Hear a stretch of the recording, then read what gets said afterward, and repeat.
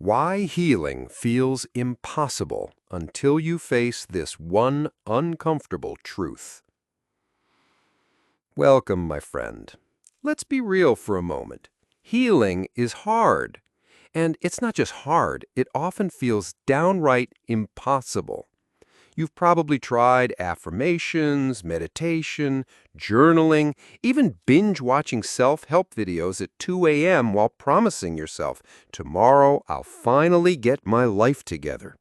But tomorrow comes and you're still stuck, still anxious, still procrastinating, still carrying wounds that seem heavier than yesterday. So here's the uncomfortable truth. Ready?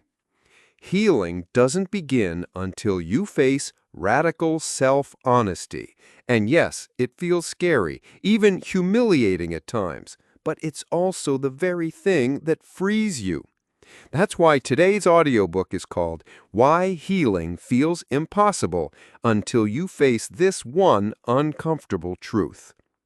We're going to talk about why facing your truth is the doorway to real healing, how to spot the lies you tell yourself, and most importantly, how to do this without spiraling into shame or guilt. Chapter 1. The Myth of Easy Healing. Let's start with a confession.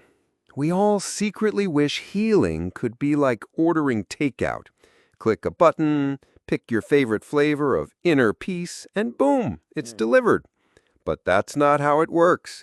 Healing isn't a spa day. It's not a quick detox. It's not lighting a candle and waiting for the universe to fix your problems. Healing asks for something much harder. Looking at the exact things you've been running from, the conversations you avoid, the feelings you bury, the fears you sugarcoat with, "I'm fine." Here's the kicker. Every time you avoid facing those things, your mind creates little stories. Stories like, "I'm just too busy right now. I'll deal with it later. Other people have it worse, so I should just be grateful." Sound familiar? These are not truths. They are survival lies. They keep you stuck in the illusion of progress without ever stepping into the discomfort of real growth. Chapter 2. Why is it so uncomfortable to tell yourself the truth? Because truth exposes the gap between who you are right now and who you want to be. Maybe you tell yourself, "I procrastinate because I work best under pressure." Radical honesty whispers back, "Actually, I procrastinate because I'm afraid of failing."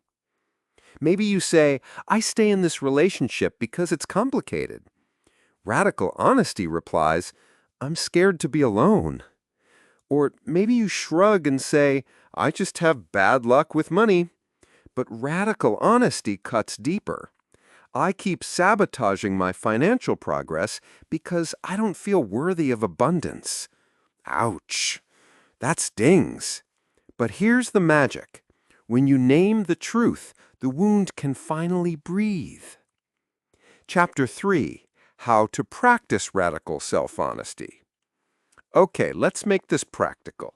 How do you practice radical self-honesty without drowning in guilt? Step 1. Ask better questions. Instead of asking, "Why am I like this?" ask, "What truth am I avoiding right now?" Step 2. Write it down.